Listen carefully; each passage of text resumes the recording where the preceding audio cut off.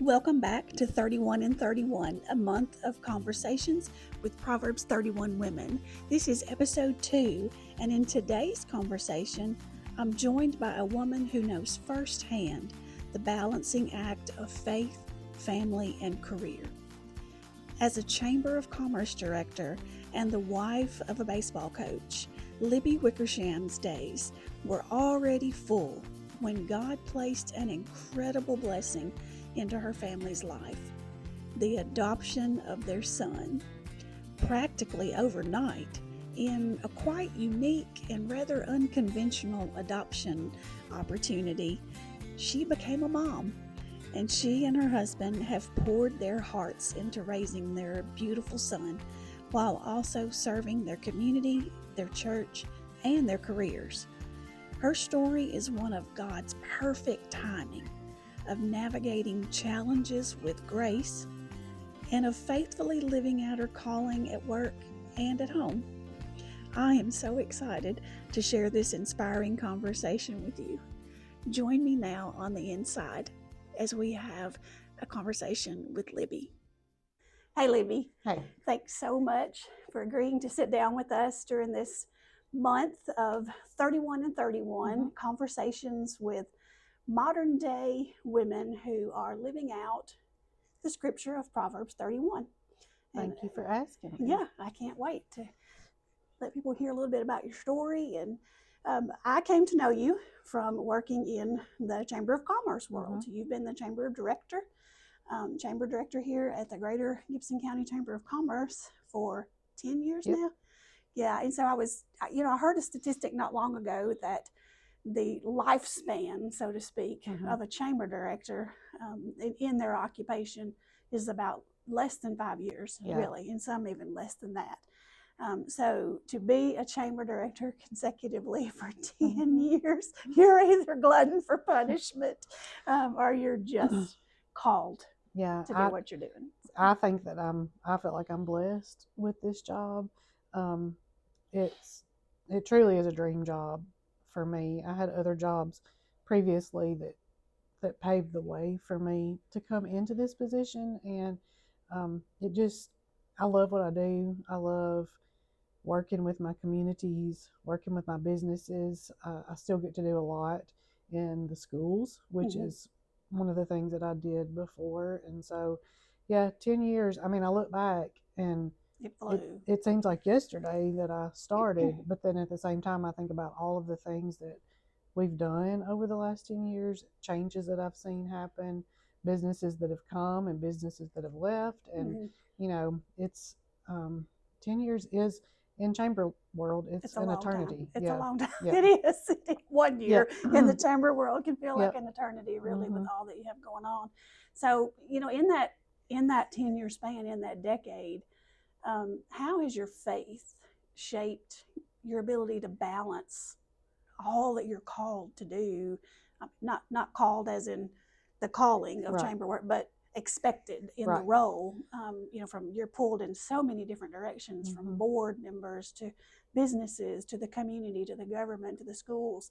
How have you found balance in that work versus life? Well, I just always have to remind myself, and sometimes I have to remind others, that what's first is first. And I have tried to, and I know I've failed at times, but I've tried to never let my work become my master. Oh yeah, and that's good. I made, when I first started, every organization immediately flocked me to be on their board and serve on their boards. And at that time, we didn't have a child, and I was 10 years younger and a lot more energy. And so I immediately started filling a lot of those roles. And I just, in a short period of time, realized I can't do all this, because there were a few things that really meant a lot to me that I wanted to continue to serve.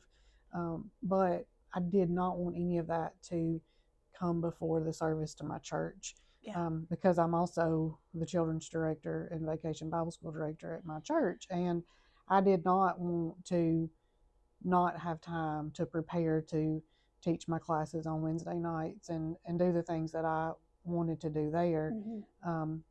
But even more than that, I didn't want it to affect the time that I spent with my family. Yeah. So from early on, and even in the interview process, I made sure that everybody knew where I stood, that, my faith comes first, and then my family, and then my job. And there are times that my job has to come before my family, but not very often. There are times that, like last night, for example, we had an event and my little boy had a baseball game, and I was going to have to miss a baseball game, but the Lord sent rain and we didn't have a baseball game. But there are a lot of times that, there are times that I have to pick work first, but not very often. So speaking of family, in that 10 years we've been talking about, you had a significant life change. Yes. Significant. You and your husband went a long time in marriage before having a child or welcoming a child into the family, and it literally kind of happened overnight. Yeah, it did.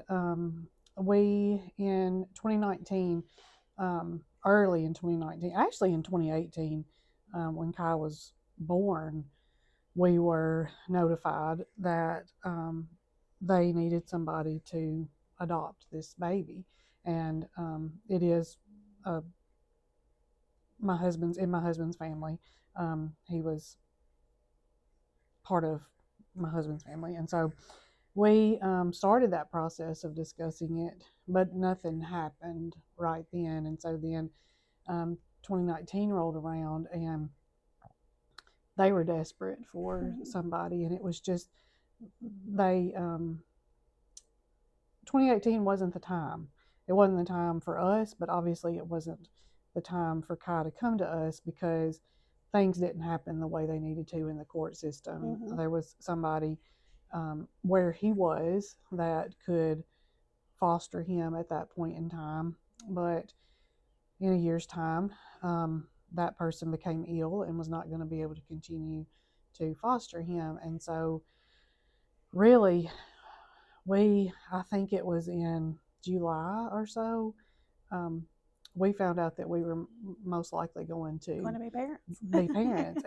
But we had to become foster parents first because he was already in the foster system. And so we began that process, and they told us early on, and we kind of knew where the grandmother was in her diagnosis, and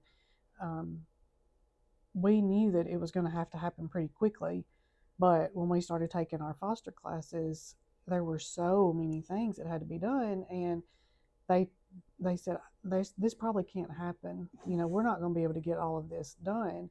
And we said, God, right? but God. And so we said, well, we'll do whatever it takes. And that meant sometimes driving a long distance for a class because it wasn't offered in Gibson County. It was offered in Gibson County, but it wasn't going to be offered for another 6 weeks or whatever. And so we just got the calendar of classes and figured out where we had to go and when, and did our home study and did all of the things and to make sure that we were fit to take in a child. And so we passed all that, and in October, and there again, I was in the middle of the 3 chambers were hosting a statewide conference the week that we got a call like on Monday and said, we need you to come here on Thursday. And it wasn't like a few counties over. No, it was in Washington State. States. Yeah, across thousands of miles across the country. Yeah. We didn't have a baby bed. We didn't have a car seat. We didn't have any. I mean, I had been buying clothes, but I had really not been trying to.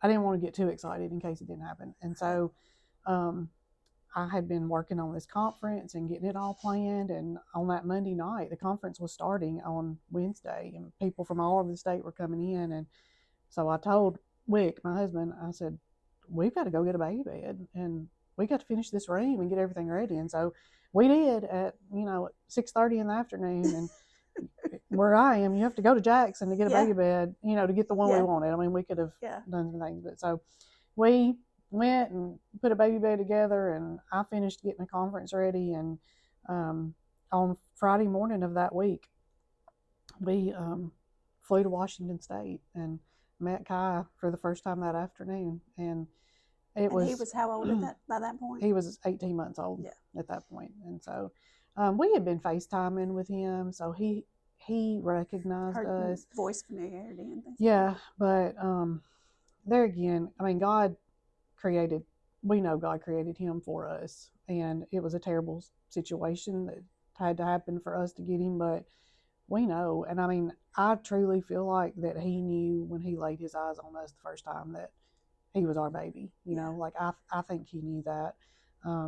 He had not really talked or said a lot, communicated much, and when we went to his doctor's appointment, there were a lot of things that we had to do there before they would let him come home with us. We spent a week in Washington, and they were amazed at just how responsive he was and how much an 18-month-old can communicate, but just things that he had never done when they had seen him previously, just in a few days of being with us, that he was doing. So, and I knew my main thing from the beginning of God giving him to us was that we were going to be able to raise him in a household where he would be able to come to know the Lord. And that probably would not have happened otherwise. And so, things, we don't know why. We don't know why things happen the way they do. We're not supposed to know why. Right.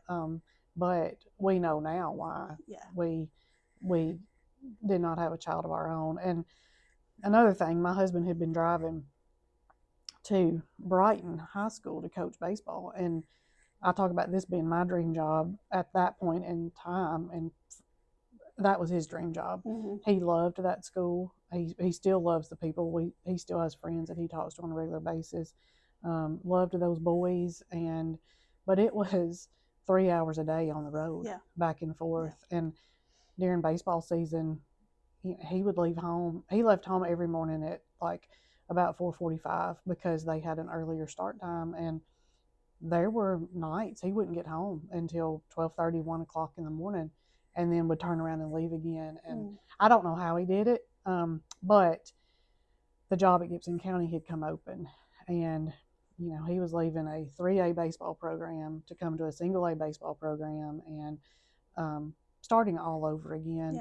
And he knew that it was the right move. He knew that's what he needed to do to get him closer to home.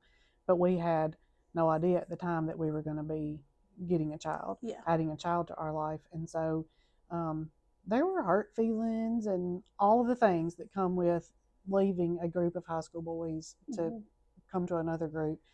But when we got Kai, when we realized we were getting Kai, you knew why. We knew why, and everybody else at that point realized then too that. And how many times in life, it's constant that that's how things work out for us, and we question and we doubt, and why me, and the pity parties, and the people around us don't understand some decisions, and then when all the dust settles, every time God is standing on the side going, just trust me. I had you all along.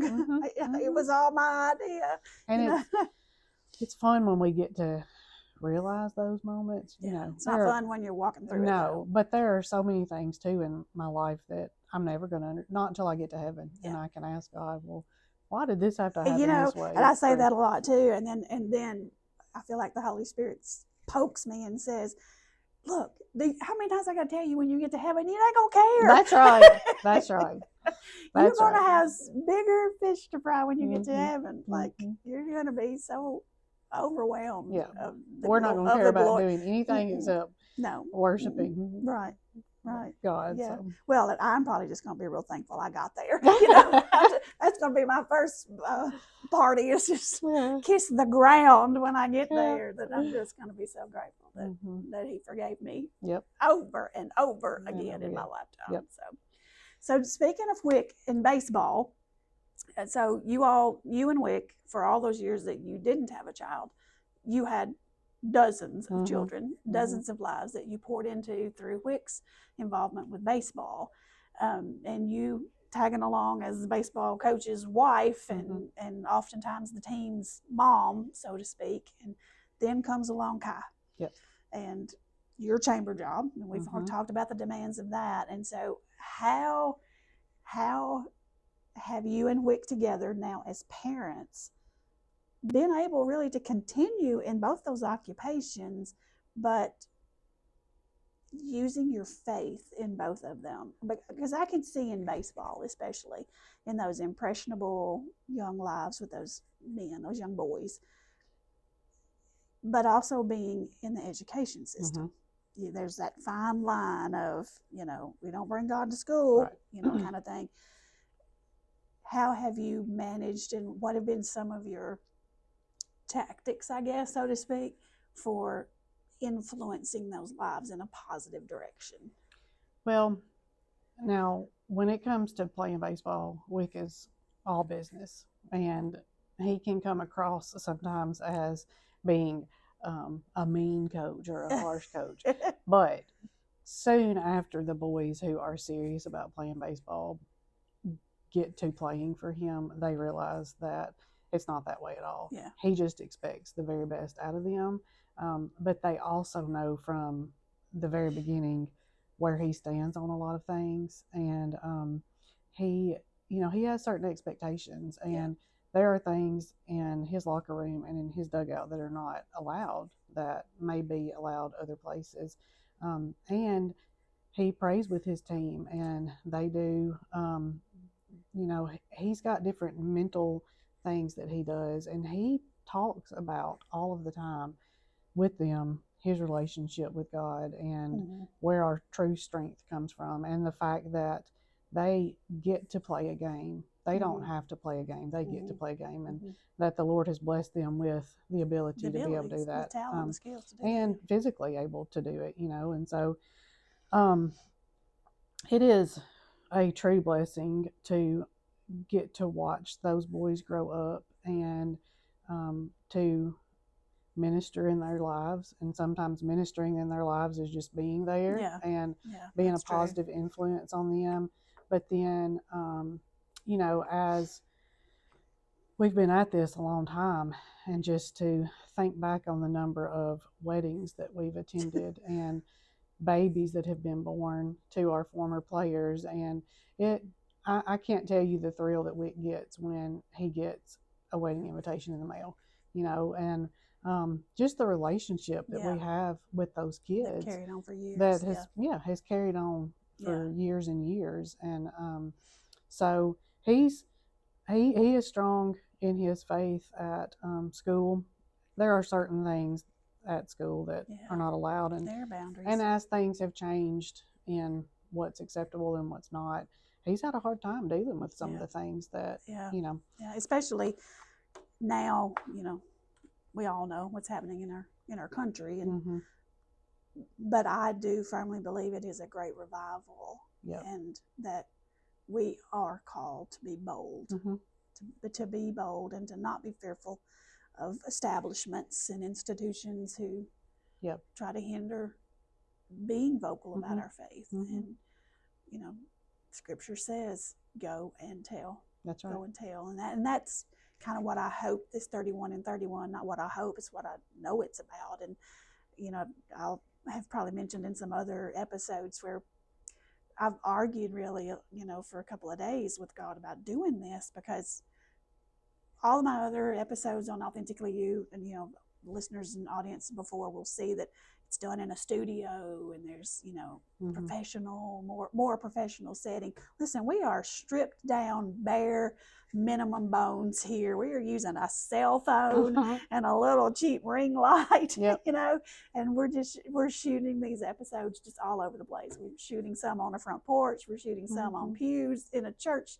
old church just sanctuary. Wherever. We're just wherever God has led the guest to feel most comfortable talking, and it's our lives, I think, especially for women who are the living examples of Proverbs 31, are just that. They're just so basic, because that's really all we're called, I think, to be. Right.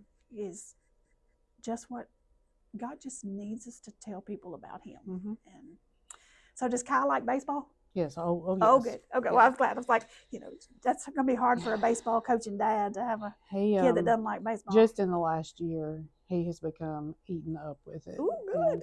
one of our I always say one of our former players. I didn't coach him, but I did wash his jerseys for That counts. yeah.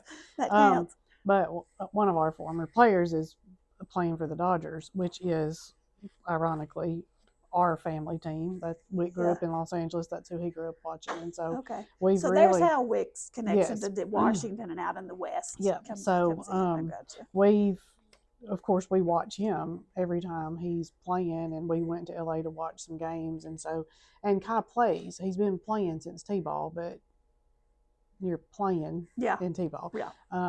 But Wick gets to coach him in the fall on a little fall league that we do, which that's fun to watch, and just that bond and connection on the baseball field, and it's just he Wick knows more about baseball than anybody I obviously know, but Kai has just he's just taking it all in, and to hear him, he can walk by the living room at 7 years old and name who's playing, who's up to bat, and he can tell you if they're a home run hitter, or he'll say, "Oh, great, there's the strikeout guy." So it's just fun. But yeah, he's eating up with it right now, and I hope it stays that way. Well, good. Yeah. Good. What advice or encouragement could you give to families, to couples who walk through that journey that you and Wick walked through? All those years wanting children but not having your own. And what encouragement could you give to those? Well, couples? first of all, I mean, just keep your faith, and keep the first thing first, and keep strengthening your own relationship with the Lord and with each other, and just try to come to a peace that if God wants you to parent children in some way, He's going to make that happen. But also be open to other possibilities. If you are not able to have a child biologically, don't be completely against looking down other avenues. Yeah. Because that may be where He's wanting you to go. And I can't imagine our life otherwise. Yeah. And I truly, I mean, I couldn't love Him anymore if He were my own biological child than I do. Yeah. And it's crazy to me too how much He looks like my biological nephew. And Kai would look at pictures of himself when he was like 2.5, or he would look at pictures of my nephew when he was that age, at the same age Kai was, and he thought it was him. Like, he would think that was a picture of him, and we just couldn't get over from the beginning how much he looked like my side of the family. Yeah. And we have no biological connection at all. Relation. No. Yeah. So, just just the blood of the lamb. That's the way you're that's related. Right. That's right. So, just don't give up. Don't give up on God, because He's gonna whatever He has planned for you, as long as you're in His will, He's gonna make sure that happens. Yeah, and that's key right there. You just touched on it, and just probably in the last year and a half, 2 years, I have had to train myself in praying to put a period behind your will. Not your will if this, and this. Not your will because this, and that. Just your will, period. And let me be happy with that. And put a dot behind the word will, and just pray for God's will, and be submissive, to whatever that is, and accepting of whatever that is. So it's not always the easiest, but it's always the best. Right. It's always the right thing to do. Yeah. So, Libby, thanks so much for sitting Thank down you. and telling your story. And Absolutely. I can't wait all these years to get to continue to watch Kai grow and know that story about how all that happened. Yep. And I'll just never forget that week when so many of us were praying and running around buying diapers and clothes and all the things, all the gathering of all the things, and how excited everybody was for you guys, and still are. And so, thank you for asking me. Thanks for participating. Bye. Thanks for joining in today for this episode of the 31 in 31 series, a month of conversations with Proverbs 31 women here at the Authentically You Network podcast. We look forward to yet another great episode tomorrow and hope that you will join us to be inspired, encouraged, and have your faith strengthened. Have a great day and be blessed.